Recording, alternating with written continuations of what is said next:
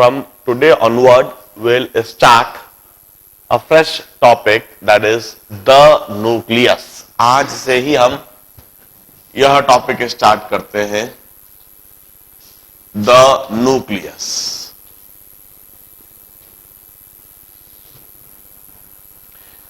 In fact यह जो chapter है फिजिक्स का भी, फिजिक्स में भी आता है और केमिस्ट्री में भी आता है। फिजिक्स में मॉडर्न फिजिक्स का यह चैप्टर है और फिजिक्स में हम कहते हैं न्यूक्लियर फिजिक्स, और केमिस्ट्री में न्यूक्लियर केमिस्ट्री। न्यूक्लियर फिजिक्स में हम न्यूक्लियस से रिलेटेड फिजिक्स के कंसेप्ट समझते हैं और न्यूक्लियर केमिस्ट्री में हम न्यूक्लियस से रिलेटेड केमिस्ट्री के कंसेप्ट समझते हैं। मगर इन दोनों चैप्टर को दो अलग अलग दो बार में पढ़ाने के बजाय मैं एक साथ एक ही बार में पढ़ा रहा हूं। न्यूक्लियर फिजिक्स अलग से नहीं पढ़ाऊंगा, न्यूक्लियर केमिस्ट्री अलग से नहीं पढ़ाऊंगा, दोनों को एक साथ ही पढ़ाऊंगा under the heading the nucleus. The nucleus पढ़ते समय हम न्यूक्लियस से रिलेटेड फिजिक्स भी पढ़ेंगे, न्यूक्लियस से रिलेटेड केमिस्ट्री भी पढ़ेंगे और न्यूक्लियस से रिलेटेड मैथमेटिक्स भी पढ़ेंगे। सारी चीजें हम इधर एक साथ एक ही बार में पढ़ के कवर करेंगे। It's a very interesting chapter. आपको चैप्टर सुनते समय, समझते समय काफी मजा आएगा। You will enjoy that chapter, क्योंकि इसमें एक इंटरेस्टिंग हिस्ट्री एस्पेक्ट भी है और आज के समय in modern day it have got huge application. आप अच्छी तरह से जानते हैं न्यूक्लियर टेक्नोलॉजी का डेवलपमेंट का जो प्रयास है वह हिंदुस्तान में भी पूरे जोरों पर है। न केवल हिंदुस्तान में बल्कि वर्ल्ड के लगभग सभी देशों में इस समय न्यूक्लियर टेक्नोलॉजी पर वर्क चल रहा है। रिसर्च और डेवलपमेंट सबसे अधिक न्यूक्लियर टेक्नोलॉजी पर ही चल रहा है। It's because it's a complete and permanent solution to energy crisis. आज के समय जो ऊर्जा की कमी है, जो एनर्जी की क्राइसिस है, बिजली की जो कमी है, जो बिजली आए दिन जाती रहती है सिर्फ इस वजह से कि बिजली की पैदावार ही उतनी नहीं है, शायद उस समस्या का सबसे बेहतरीन और सबसे इफेक्टिव जो सॉल्यूशन है वह न्यूक्लियर टेक्नोलॉजी ही है। यदि न्यूक्लियर रिएक्टर्स हर जगह पर लग जाएं, न्यूक्लियर रिएक्टर्स से एनर्जी मिलने लगे, तो कभी भी एनर्जी की कमी नहीं होगी, कभी भी शायद बिजली गुल नहीं होगी। तो इसीलिए it's a hot topic. Since it's a burning topic, it had been observed कि हर एक एग्जामिनेशन में इस टॉपिक पर से 2 से 3 ऑब्जेक्टिव अवश्य आते हैं। आप चाहे बात करो आईआईटी जेई की, चाहे आप बात करो एआईट्रिपल की, चाहे किसी भी state level engineering entrance examination की, हमने यह देखा है कि प्रायः द न्यूक्लियस चैप्टर पर से कम 2 ऑब्जेक्टिव और कई बार 3 या 4 ऑब्जेक्टिव भी देखे गए। इसका मतलब चैप्टर का वेटेज बहुत ज्यादा है, एक गारंटेड वेटेज है। आप यह समझो कि मैंने 2.5 घंटे के 6 लेक्चर्स रखे हैं। मैं इन 6 घंटे में, इन 6 लेक्चर्स में लगभग आईआईटी जेई में आने वाले 2 सवाल तैयार करवा दूंगा, एआईट्रिपल में आने वाले 2 सवाल तैयार करा दूंगा। बहुत कम समय हम पढ़ रहे हैं और काफी अच्छा वेटेज दिख रहा है। देखिए, it's all started when Dalton suggested his theory regarding the composition of matter. कोई सा भी मैटर कैसे बना हुआ है, जैसे कि अभी हम बात करें चौक, तो चौक कैसे बना हुआ है। इस चौक के यदि मैं छोटे छोटे हिस्से करते जाऊं, छोटे छोटे भाग में इसको तोड़ता जाऊं, तो जो मुझे सबसे छोटा यूनिट मिलेगा, जो सबसे छोटा पार्टिकल मिलेगा, वो कैसा होगा, वो क्या होगा, वो किस तरह का होगा, कैसा दिखता होगा। यह सवाल काफी समय पहले दिमाग में आया और इस सवाल का सबसे पहली बार जवाब दिया था डाल्टन ने। When Dalton suggested his theory regarding composition of matter, Dalton ने कहा था the smallest unit of matter is atom. Atom किसी भी मैटर का सबसे छोटा यूनिट होता है। Atom can't be further divided. Atom को फर्दर डिवाइड नहीं करा जा सकता, एटम के फर्दर छोटे पार्टिकल नहीं करे जा सकते। Atom of an element are identical. एक ही एलिमेंट के सभी एटम एक समान होते हैं, एक जैसे होते हैं। Atom of different element are different. अलग अलग एलिमेंट की यदि हम बात करें तो अलग अलग एलिमेंट के एटम भी अलग अलग तरह के होंगे। Atom of an element combine to form molecule. एक ही एलिमेंट के एटम कंबाइन होकर मॉलिक्यूल बनाते हैं, जैसे O2, Cl2, N2। एक ही एलिमेंट के एटम में कंबाइन होकर मॉलिक्यूल बना रहे हैं। Atom of different element combine to form compound. अलग अलग एलिमेंट के एटम कंबाइन होकर कंपाउंड बनाते हैं। ऐसा डाल्टन ने अपनी थ्योरी सजेस्ट करी थी। डाल्टन ने एटम को सबसे छोटा पार्टिकल बताया और एटम को कैरेक्टराइज करने के लिए सिर्फ एक ही पैरामीटर बताया, that is the atomic weight. Atom can be characterized and atom can be differentiated only by its weight. अलग अलग एलिमेंट के एटम अलग अलग तरह के होंगे तो उनका वजन अलग अलग तरह का होगा और हम एटम का वजन देखकर उसे आइडेंटिफाई कर सकते हैं, उसे दूसरे एटम से डिफरेंशिएट कर सकते हैं। ऐसा डाल्टन ने कहा था। कहते हैं कि डाल्टन के इस थ्योरी को देने से काफी पहले ही हिंदुस्तान के एक महात्मा ने, एक संत ने इसी तरह की थ्योरी दी थी। हम उन्हें कनद ऋषि कहते हैं कनद ऋषि ने भी कुछ इसी तरह की थ्योरी दी थी, मगर कनद ऋषि को इस थ्योरी का श्रेय कभी नहीं दिया गया, उसका क्रेडिट कभी भी कनद ऋषि को नहीं दिया गया। ही वॉज नेवर रिकॉग्नाइज्ड, क्योंकि कनद ऋषि ने ऐसी कोई बात कही थी, उसके कोई ठोस, कोई पुख्ता प्रमाण नहीं मिले। मगर फिर भी हम कहते हैं, हम मानते हैं कि कनद ऋषि ने यह थ्योरी डाल्टन से काफी पहले दी थी। और कनद ऋषि ने इसी थ्योरी को कुछ इन भाषाओं में लिखा था, कुछ इस तरह से कहा था कि किसी भी पदार्थ की सबसे छोटी इकाई परमाणु, किसी भी पदार्थ की सबसे छोटी इकाई परमाणु है। Means it's just a translation of the same statement, the smallest unit of matter is atom. Kanad Rishi ने एटम को परमाणु कहा था और वही बात कही थी कि पदार्थ का सबसे छोटी इकाई परमाणु। अलग अलग पदार्थ के परमाणु अलग अलग तरह के हैं और एक ही पदार्थ के परमाणु एक जैसे होंगे। ये वही बात है जो हमने कहा, atom of an element are identical, atom of different element are different. Kanad Rishi ने कहा था परमाणु को विभाजित नहीं करा जा सकता, परमाणु को आप और डिवाइड नहीं कर सकते। It's the same statement, atom can be further divided. परमाणु मिलकर अणु बनाते हैं, एक ही पदार्थ के परमाणु मिलकर अणु बनाते हैं। ये वही बात है, atom of different element combine to form molecules. और अलग अलग पदार्थ के परमाणु मिलकर यौगिक बनाते हैं। ये वही बात है, atom of different element combine to form compound. Kanad Rishi atom को परमाणु कहते थे, मॉलिक्यूल को अणु कहते थे, कंपाउंड को यौगिक कहते थे। बात वही कही, सिर्फ भाषा का ही फर्क है, कंसेप्ट और थ्योरी सब कुछ वही है।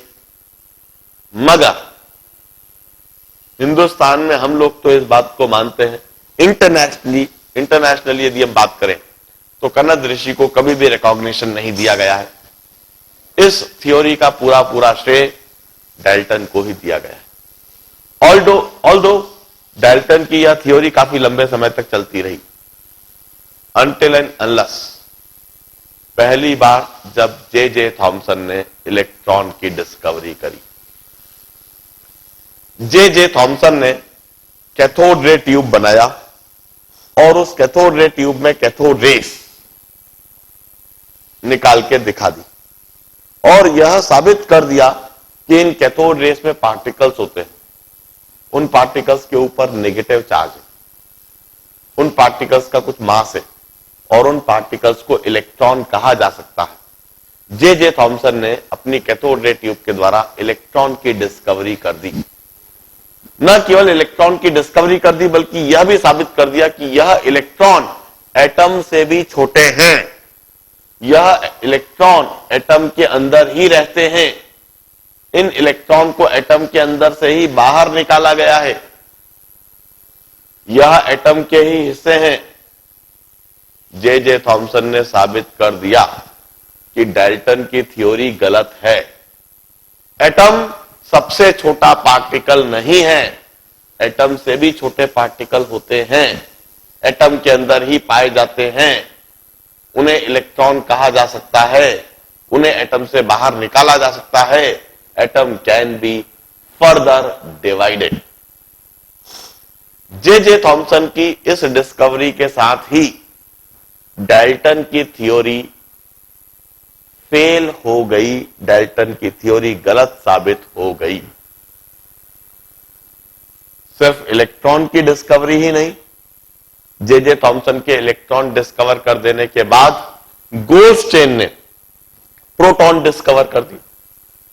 गोल्डस्टेन ने साबित कर दिया कि एटम में सिर्फ इलेक्ट्रॉन ही नहीं होते बल्कि प्रोटॉन भी होते हैं, एटम के अंदर ही पाए जाते हैं, पॉजिटिवली चार्ज पार्टिकल है, एटम से छोटे होते हैं, इनका कुछ मास होता है। गोल्डस्टेन ने जब प्रोटॉन की डिस्कवरी कर दी तो लगभग यह पूरी तरह से साबित हो गया कि डाल्टन की थ्योरी गलत है। Full and final blow to Dalton's theory was the discovery of neutron by James Chadwick. जब जेम्स चाडविक ने न्यूट्रॉन की डिस्कवरी कर दी तो यह डाल्टन की थ्योरी में last full and final last आघात था। इसके बाद डाल्टन की थ्योरी मानने का तो सवाल ही नहीं है। चाडविक ने भी साबित कर दिया कि न्यूट्रॉन न्यूट्रल पार्टिकल्स है, एटम के अंदर ही मिलते हैं, एटम से भी छोटे पार्टिकल है। यह साबित हो गया कि एटम सबसे छोटा पार्टिकल नहीं है, एटम को डिवाइड करा जा सकता है, एटम को विभाजित करा जा सकता है, एटम के अंदर और भी छोटे छोटे पार्टिकल होते हैं जिन्हें इलेक्ट्रॉन, प्रोटॉन, न्यूट्रॉन कहा जाता है। अब इलेक्ट्रॉन, प्रोटॉन और न्यूट्रॉन की डिस्कवरी के बाद अब एक नया सवाल सामने खड़ा हो गया। नया सवाल यह था कि ठीक है, इलेक्ट्रॉन, प्रोटॉन, न्यूट्रॉन होते हैं, एटम के अंदर ही होते हैं, एटम से छोटे होते हैं, मगर इन इलेक्ट्रॉन, प्रोटॉन और न्यूट्रॉन का एटम के अंदर एग्जैक्ट अरेंजमेंट किस तरह से होता है? How this particles are arranged in an atom, what is the exact structure of atom? Atom की आखिर बनावट किस तरह की है, किस तरह से इलेक्ट्रॉन, प्रोटॉन, न्यूट्रॉन एटम के अंदर एक दूसरे के साथ में रहते हैं? अगला सवाल यह था। निश्चित उस समय जे थॉमसन की काफी अधिक चर्चा थी, क्योंकि यह सारी बात जे थॉमसन के इलेक्ट्रॉन के डिस्कवर करने से ही चालू हुई। सबसे पहली बार सवाल शायद जे थॉमसन से ही पूछा गया कि ठीक है, इलेक्ट्रॉन, प्रोटॉन, न्यूट्रॉन है, मगर आखिर एटम में कैसे रहते हैं? जे थॉमसन ने उस समय एक बात सोची, there lie symmetry in the universe. Universe में एक सिमेट्री है। जे थॉमसन से जब यह सवाल पूछा गया तब शायद वह तरबूज खा रहा होगा या सेव फल खा रहा होगा, या वो प्लम, एक फल होता है प्लम, वह खा रहा होगा, उसमें छोटे छोटे बीज होते हैं। उसको खाते खाते उसका दिमाग चला कि पूरा यूनिवर्स जो है उसमें एक सिमेट्री है। सन स्फेरिकल है, गोल है, अर्थ भी स्फेरिकल है, अर्थ भी गोल है, मून भी स्फेरिकल है, गोल है, ये तरबूज जो मैं खा रहा हूं ये भी स्फेरिकल गोल है।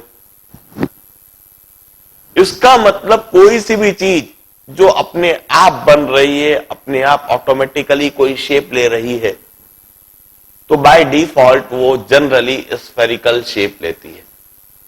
सन को भी किसी ने बनाया तो नहीं है, अपने आप ही बना है नेचर में, और उसने अपना गोलाकार ले लिया, स्फेरिकल शेप ले लिया। अर्थ भी किसी ने बनाई तो नहीं है, अपने आप बनी है और उसने स्फेरिकल शेप ले लिया। मून भी किसी ने बनाया तो नहीं है, मगर उसने स्फेरिकल शेप ले लिया। तरबूज भी अपने आप ही नेचर में बनता है, पैदा होता है, और वो भी स्फेरिकल शेप ले रहा है। मतलब इस संसार में, इस यूनिवर्स में जो भी चीज अपने आप स्पॉन्टेनियसली यदि कोई चीज बनती है तो वो स्फेरिकल शेप ले लेती। उसने कहा हो ना हो, ये जो एटम है ये भी तो अपने आप ही बन रहा है, कोई बना थोड़ी ना रहा है। एटम भी निश्चित स्फेरिकल शेप का ही होना चाहिए, and it's because of the principle of symmetry. इस यूनिवर्स में एक सिमेट्री प्रिंसिपल ऑब्जे होता है। उसने कहा कि निश्चित एक एटम को एक तरबूज के माफिक होना चाहिए।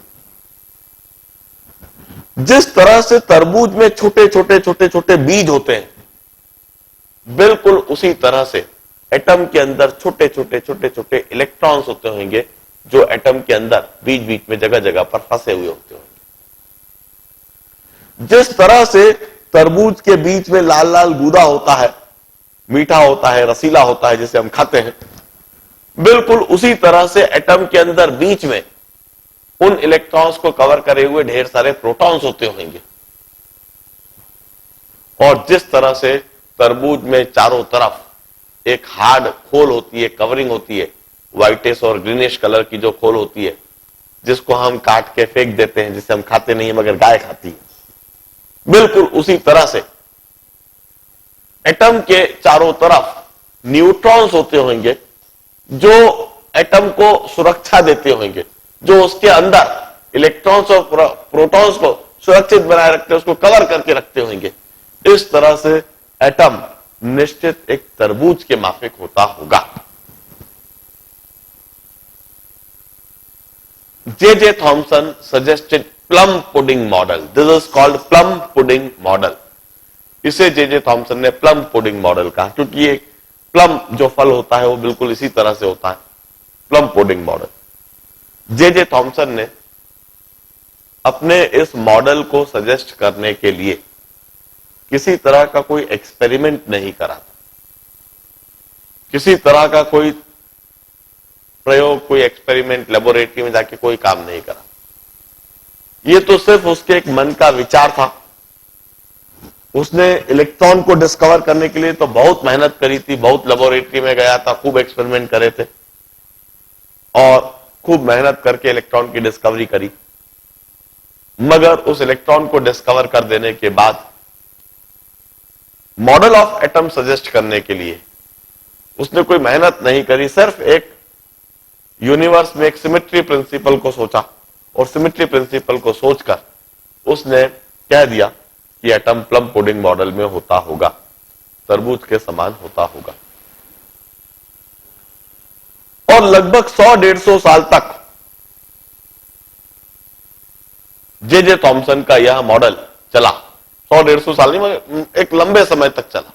J.J. थॉमसन की यह बात सभी लोग मानते रहे, सभी यूनिवर्सिटीज में प्रोफेसर्स इसी J.J. थॉमसन के मॉडल को पढ़ाते, समझाते और सिखाते रहे। जितने भी कॉलेज थे, जितने भी कॉलेज में पढ़ाई जाने वाली जो पाठ्य सामग्री, तो स्टडी मटेरियल था, उसमें J.J. थॉमसन की इस थ्योरी को सिखाया, समझाया जाता था। अब इसी दौरान हेनरी बैक्वेरल ने रेडियो एक्टिविटी डिस्कवर करी। रेडियो एक्टिविटी डिस्कवर करने के बाद हेनरी बैक्वेरेल ब्लड कैंसर से मर गया। उसको मरते समय उसका शरीर पूरी तरह से जल चुका था और वह जो रेडियो एक्टिविटी और उसकी डिस्कवरी थी वह काफी चर्चा का विषय बन चुकी थी कि हेनरी बैक्वेरेल ने कोई सब्सटेंस डिस्कवर कर दिए हैं और वो सब्सटेंस बेहद खतरनाक, बेहद घातक रेडिएशन एमिट करते हैं, वेरी मच डेंजरस। और इतनी डेंजरस रेडिएशन है कि कुछ समय के लिए, कुछ मिनटों के लिए भी यदि हमारी बॉडी पर इंसिडेंट हो जाए तो हम बुरी तरह से जल जाते हैं, बुरी तरह से झुलस जाते हैं और 1, 2 या 4 महीने में ही मौत निश्चित होती है। इस तरह की रेडियो एक्टिविटी फिनोमेना को, इस तरह के रेडियो एक्टिव सब्सटेंस को हेनरी बैक्वेरेल ने डिस्कवर कर दिया था और प्रयास चल रहे थे कि किस तरह से इस रेडियो एक्टिव सब्सटेंस से निकलने वाली रेडिएशन को रोका जाए, किस तरह से इनको कंट्रोल करा जाए, किस तरह से इनसे होने वाले नुकसान से बचा जाए। और उन प्रयासों में यह भी पता लग चुका था कि यदि हम रेडियो एक्टिव सब्सटेंस को लेड बॉक्स में बंद करके रख दें, 8 से 10 सेंटीमीटर मोटे लेड बॉक्स बनाए जाए और उनके अंदर यदि हम रेडियो एक्टिव सब्सटेंस को बंद करके रख दें तो उनसे निकलने वाली रेडिएशन से बचा जा सकता है। फिर उनसे निकलने वाली रेडिएशन हम तक नहीं पहुंच पाती है, नुकसान नहीं पहुंचा पाती। रदरफोर्ड भी एक उसी समय, उसी समकालीन साइंटिस्ट था, प्रोफेसर था, फिजिक्स और केमिस्ट्री पढ़ाता था और वह भी इसी प्रयोग में लगा हुआ था। उसका भी एक्सपेरिमेंट और उसका टॉपिक सेम था। वह रेडियो एक्टिव सब्सटेंस को स्टडी कर रहा था। रेडियो एक्टिव सब्सटेंस जो alpha, beta, gamma radiations emit करती हैं, बेहद खतरनाक रेडिएशन से, वह रेडियो एक्टिव सब्सटेंस से निकलने वाली अल्फा रेडिएशंस को स्टडी कर रहा था और वो यह समझना चाह रहा था कि इन अल्फा रेस को, इन अल्फा पार्टिकल्स को कैसे रोका जा सकता है, कैसे कंट्रोल करा जा सकता है। रदरफोर्ड ने एक एक्सपेरिमेंट करा। उस एक्सपेरिमेंट और उसके सेटअप को हम सबसे पहले देखते हैं और उसके कंक्लूजन को समझते हैं। Rutherford experiment setup.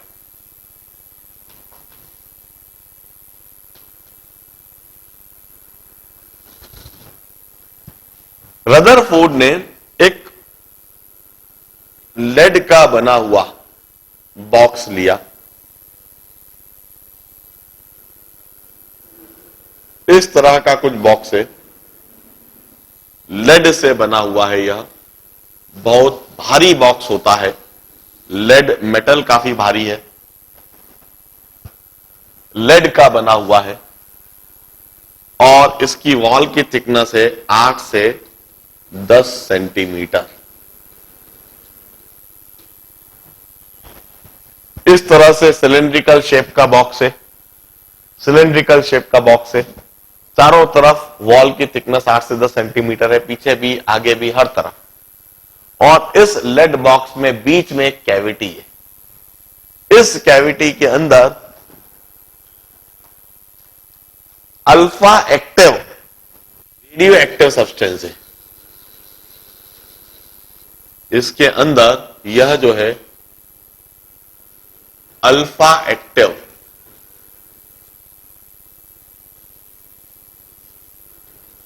Radio active substance इसके अंदर है।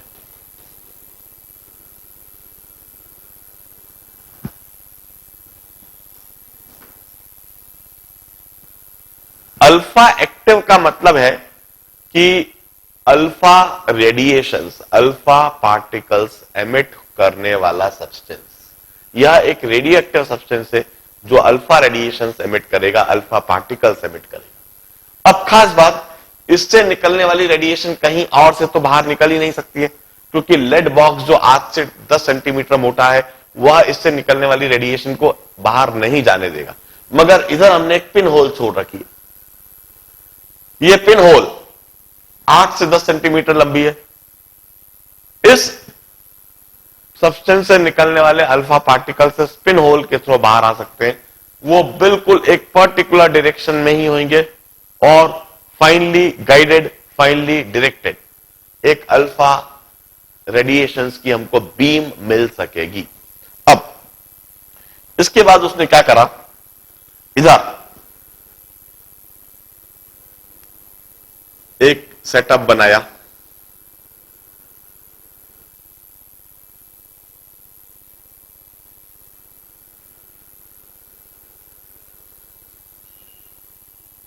कुछ इस तरह का सेटअप। अब इस जगह पर वह अलग अलग तरह की फॉइल रखता था। कभी वह गोल्ड फॉइल रखता था, कभी वह सिल्वर फॉइल रखता था।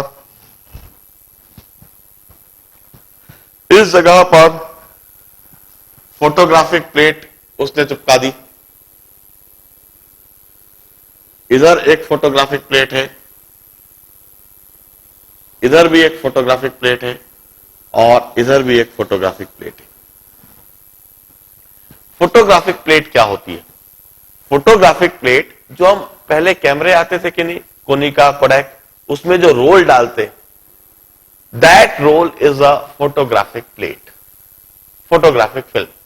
फोटोग्राफिक फिल्म की एक खास बात होती है कि जब उस पर कोई हाई एनर्जेटिक रेडिएशन इंसिडेंट होती है तो काली पड़ जाती है। यदि फोटोग्राफिक प्लेट काली पड़ जाए इसका मतलब कि उस पर एनर्जेटिक रेडिएशन इंसिडेंट हुई है। इसीलिए वो जो कैमरे की रोल थी वो काली डीबिया में देते हैं, वो ब्लैक कलर की बॉक्स होती है उसके अंदर देते हैं और उसको हम कैमरे में लोड कर देते हैं। जैसे ही शटर खुलता है सामने जो भी ऑब्जेक्ट होता है वो फोटोग्राफिक प्लेट एकदम से काली पड़ती है और आपका फोटोग्राफ उसमें आ जाता है। इस तरह की फोटोग्राफिक फिल्म इधर भी चिपका दी गई है और इधर भी चिपका दी गई है। अब इस फोटोग्राफिक फिल्म पर किसी भी तरह की रेडिएशन यदि इंसिडेंट होगी तो वो एकदम से दिखने लगेगी। इस जगह पर उसने गोल्ड फॉइल, कभी गोल्ड फॉइल रखी, कभी एल्यूमिनियम की फॉइल, कभी सिल्वर की फॉइल। गोल्ड फॉइल भी रखी, रख कर देखी, एल्यूमिनियम फॉइल भी और सिल्वर की फॉइल भी। जो वरक होती है, चांदी की वरक, सोने की वरक, बिल्कुल पतली सी लेयर इधर उसने बना दी। इस तरह का रदरफोर्ड एक्सपेरिमेंट का सेटअप था। अब alpha active radio active substance से अल्फा रेडिएशंस आएंगी, इससे टकराएंगी और इधर भी फोटोग्राफिक फिल्म में, इधर भी फोटोग्राफिक फिल्म में हम यह देखेंगे कि इन अल्फा रेडिएशंस का जब ये गोल्ड फॉइल सिल्वर फॉइल से टकराती है तो इन पर क्या फर्क पड़ता है। अब उसने क्या देखा, ठीक इस जगह पर ढेर सारे काले धब्बे बन गए। गोल्ड फॉइल को पेनिट्रेट करते हुए ढेर सारे काले धब्बे इस फोटोग्राफिक प्लेट पर बने हुए दिखे। और खास बात, कुछ काले धब्बे इस तरह से डिविएटेड भी थे और कुछ काले धब्बे इस तरह से रिबाउंड होकर भी बने।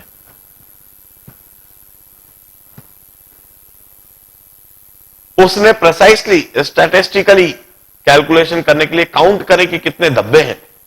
उसने क्या देखा कि ठीक सामने जहां पर पिन होल है उसके ठीक सामने जो अल्फा पार्टिकल्स निकल रहे हैं उनकी वजह से बनने वाले धब्बे, काले धब्बे यदि 20,000 है, इधर यदि 20,000 डॉट्स हैं तो इस तरह से डिविएटेड भी लगभग 100 डॉट्स हैं और रिबाउंड होकर 1 डॉट है। रिबाउंड होकर जो पार्टिकल टकरा रहे हैं उसकी वजह से भी एक डॉट है। इसका मतलब 20,000 में से 100 अल्फा पार्टिकल तो अपने रास्ते से डिविएट हो गए, पथभ्रष्ट हो गए और पथभ्रष्ट होकर कहीं इधर जाके टकराए, और 20,000 में से एक पार्टिकल रिबाउंड हुआ, मतलब 200 में से एक पार्टिकल डिविएट हुआ और 20,000 में से एक पार्टिकल रिबाउंड हुआ।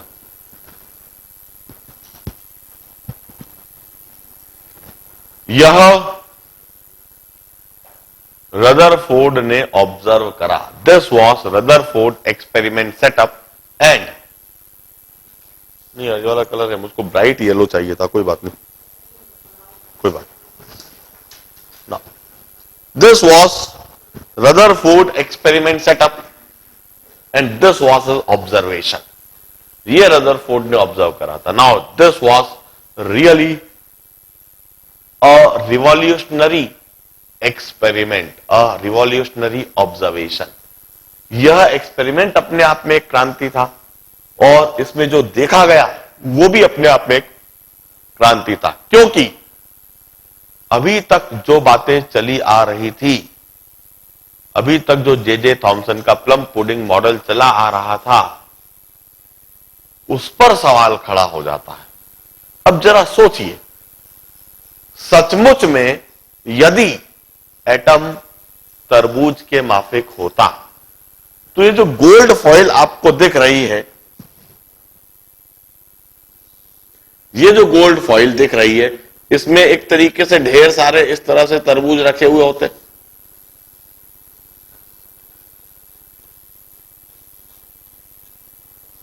ढेर सारे तरबूज आपको रखे हुए दिखते। फिर तो एक छोटी सी फॉइल में आपको इस तरह से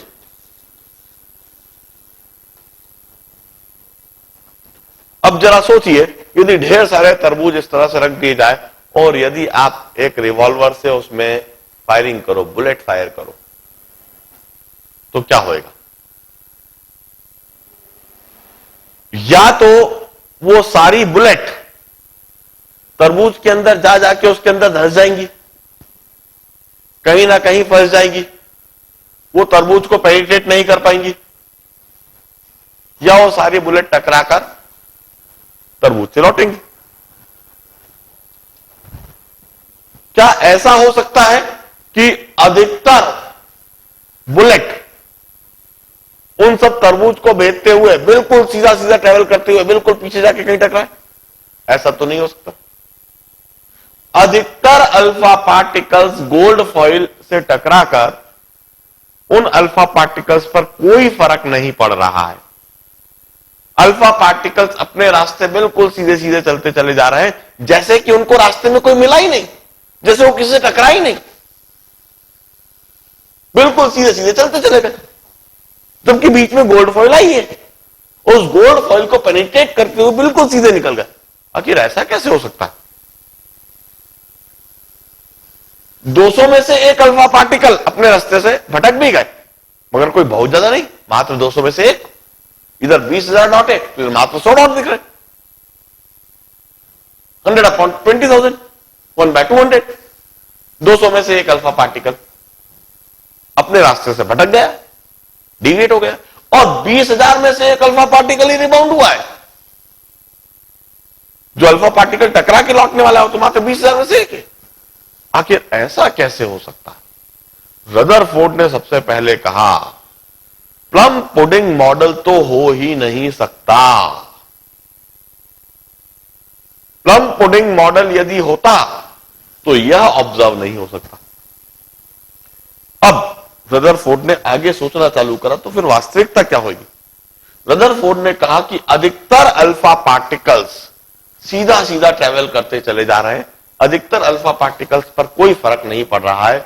it means that atom consist of large vacant space.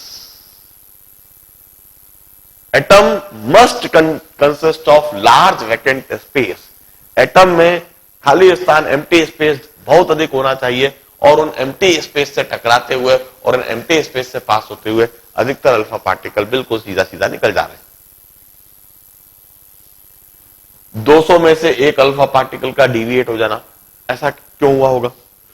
इसका मतलब है एटम के अंदर कोई हैवी पॉजिटिवली चार्ज बॉडी रही होगी, क्योंकि अल्फा पार्टिकल के पास पॉजिटिव चार्ज है। इसका मतलब एटम के अंदर भी कोई हैवी पॉजिटिवली चार्ज बॉडी रही होगी, और उस पॉजिटिवली चार्ज बॉडी के करीब से जब यह अल्फा पार्टिकल पास हो रहा होगा तो उन दोनों में रिपल्शन हुआ होगा, और उस रिपल्शन की वजह से भटक गया होगा, अपने रास्ते से डिविएट हो गया होगा।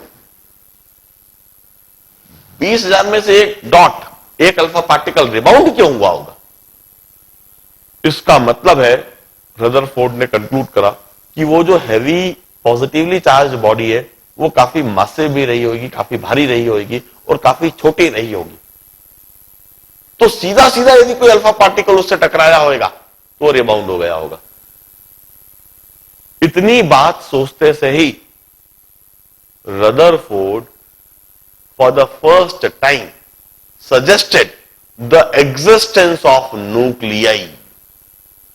सबसे पहली बार रदरफोर्ड ने न्यूक्लियाई शब्द का इस्तेमाल करा। रदरफोर्ड ने कहा एटम के अंदर निश्चित एक न्यूक्लियाई होता होगा।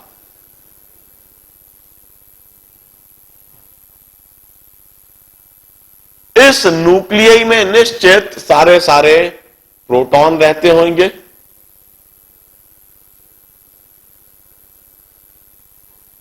और सारे सारे न्यूट्रॉन्स रहते होंगे।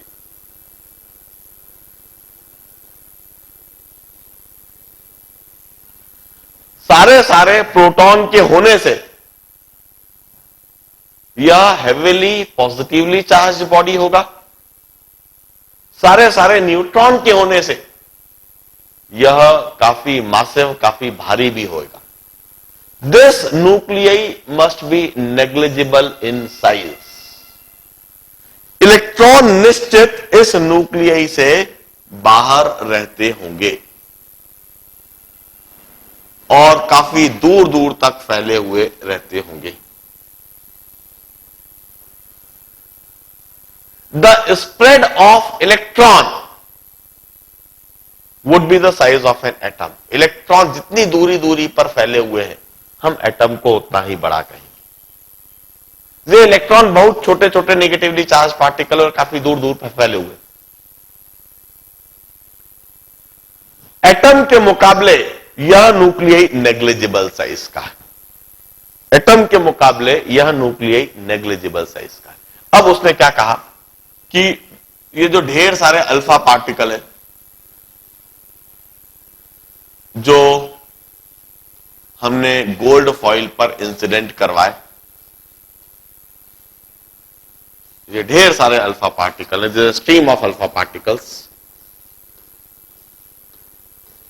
अधिकतर अल्फा पार्टिकल जो न्यूक्लियाई से काफी दूर दूर ट्रेवल कर रहे हैं, इन पर तो न्यूक्लियाई का कोई असर नहीं है। अधिकतर अल्फा पार्टिकल जो न्यूक्लियाई से काफी दूर ट्रेवल कर रहे हैं, इन पर न्यूक्लियाई का कोई असर नहीं है, बिल्कुल सीधा सीधा ट्रेवल करते चले जा रहे हैं, क्योंकि न्यूक्लियाई काफी छोटा है।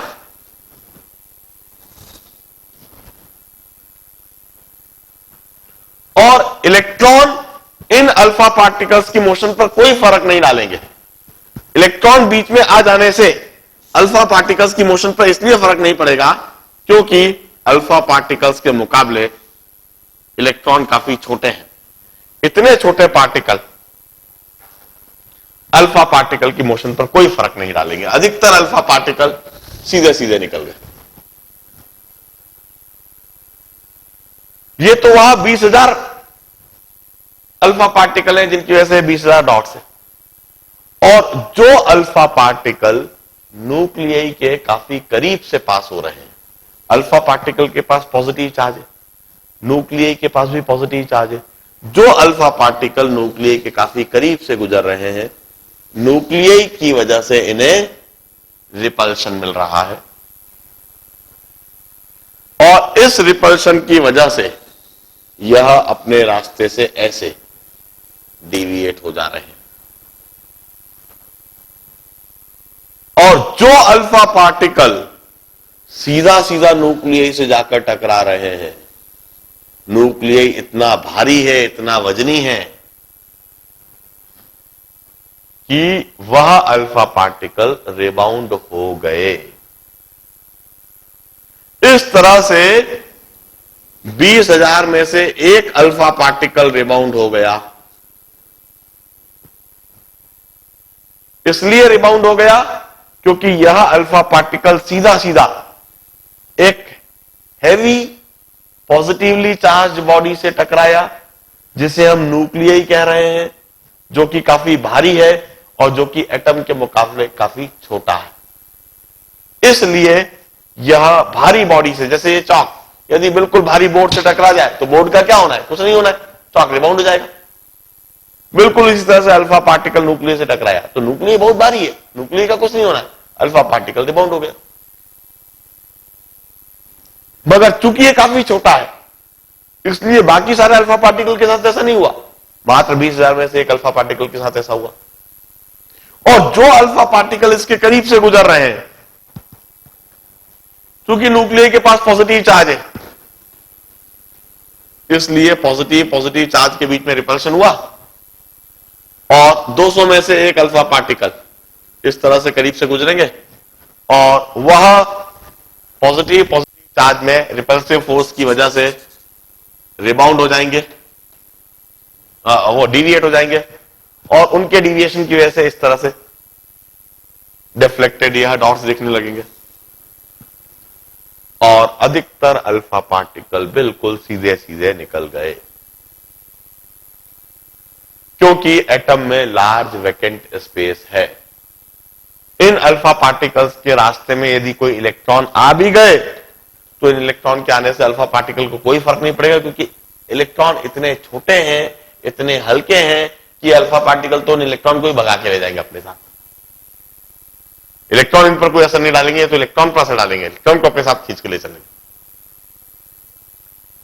रदरफोर्ड ने अपने इस एक्सपेरिमेंट के द्वारा यह बात कंक्लूड करी और अपने इस कंक्लूजन में रदरफोर्ड ने सबसे पहली बार न्यूक्लियस के एग्जिस्टेंस को सजेस्ट करा।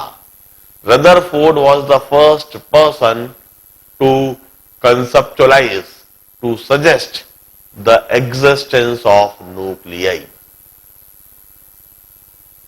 रदरफोर्ड के इस एक्सपेरिमेंट को एक टर्निंग पॉइंट कहते हैं फिजिक्स की हिस्ट्री में, फिजिक्स के इतिहास में। रदरफोर्ड के इस एक्सपेरिमेंट को टर्निंग पॉइंट कहा जाता है। टर्निंग पॉइंट इसलिए कहा जाता है क्योंकि इसी एक्सपेरिमेंट से सबसे पहली बार समझ में आया कि एटम प्लम पुडिंग मॉडल में नहीं रहता है, एटम के अंदर न्यूक्लियस होता है, उस न्यूक्लियस में सारे सारे प्रोटॉन और न्यूट्रॉन होते हैं, इलेक्ट्रॉन न्यूक्लियस के बाहर होते हैं। Atom consist of large vacant space, atom के मुकाबले न्यूक्लियस काफी छोटा है। और रदरफोर्ड ने जब यह सारी बात समझ ली तो वंस अगेन रदरफोर्ड के आगे चैलेंज था, वो यह now how to explain the structure of atom, the model of atom.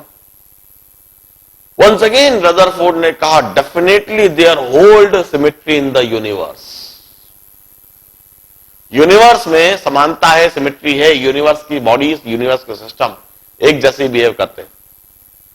जो जे थॉमसन ने कहा वो कोई गलत नहीं कहा, मगर जे थॉमसन ने जो सिमेट्री प्रिंसिपल है उसको गलत तरीके से देख लिया। जे थॉमसन ने सिमेट्री को कैसे देख लिया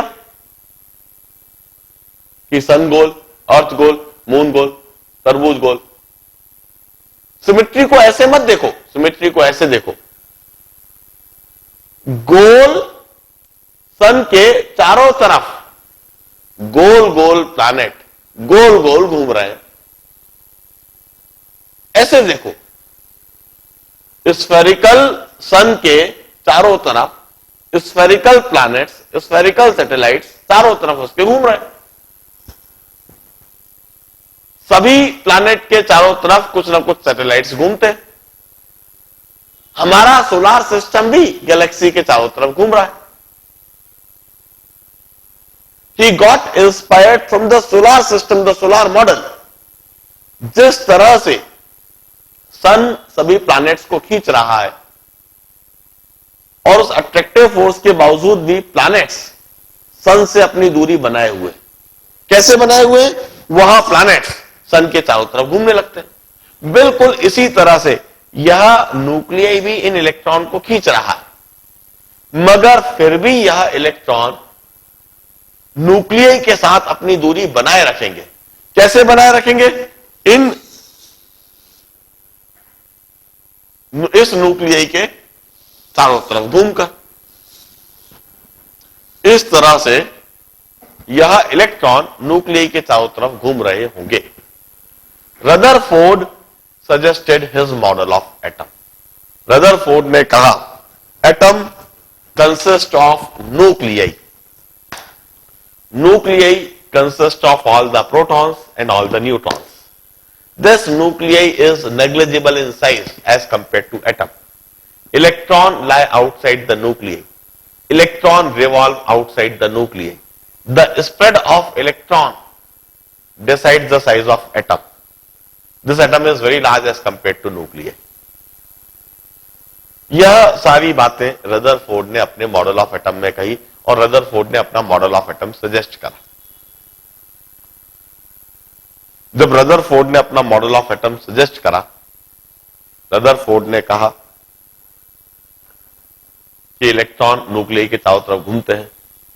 उसी समय नील बोर ने रदरफोर्ड के उस मॉडल ऑफ एटम में एक गलती निकाल दी और यह प्रूव कर दिया कि रदरफोर्ड के मॉडल ऑफ एटम में कुछ गलती है। रदरफोर्ड ने जो कहा है, जैसा कहा है, वो सही नहीं है। और उसके बाद नील बोर ने एक सक्सेसफुल मॉडल ऑफ एटम दिया, बोर मॉडल ऑफ एटम। और उसके बाद हमने ढेर सारा एटॉमिक स्ट्रक्चर पढ़ भी रखा है। पूरे एटॉमिक स्ट्रक्चर चैप्टर में, पीरियोडिक प्रॉपर्टीज में, केमिकल बॉन्डिंग में हम अपना पूरा ध्यान लगाकर रखते हैं न्यूक्लियई के चारों तरफ घूमने वाले इलेक्ट्रॉन, इन इलेक्ट्रॉन का बिहेवियर, इन इलेक्ट्रॉन का नेचर, इन इलेक्ट्रॉन के साथ होने वाले फिनोमेना, इन इलेक्ट्रॉन की वजह से होने वाली केमिकल प्रॉपर्टीज, इन इलेक्ट्रॉन की वजह से होने वाली फिजिकल प्रॉपर्टीज। हमने अभी तक की केमिस्ट्री में, अभी तक की फिजिक्स में ढेर सारी यह बातें समझ रखी। अभी तक हमने कभी ध्यान नहीं दिया इस न्यूक्लियई की तरफ।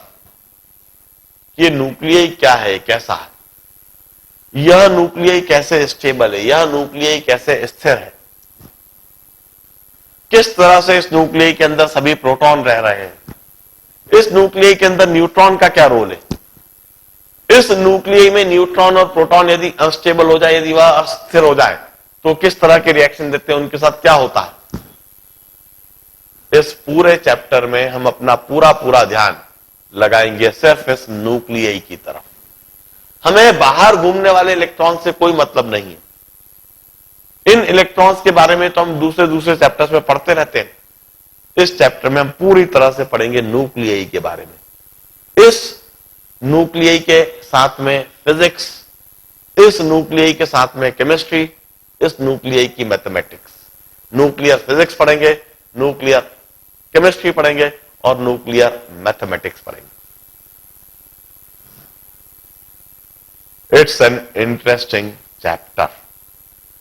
कहां से और कैसे न्यूक्लियई आया, सबसे पहले तो हमने यही बात समझी, उससे रिलेटेड एक इतिहास समझा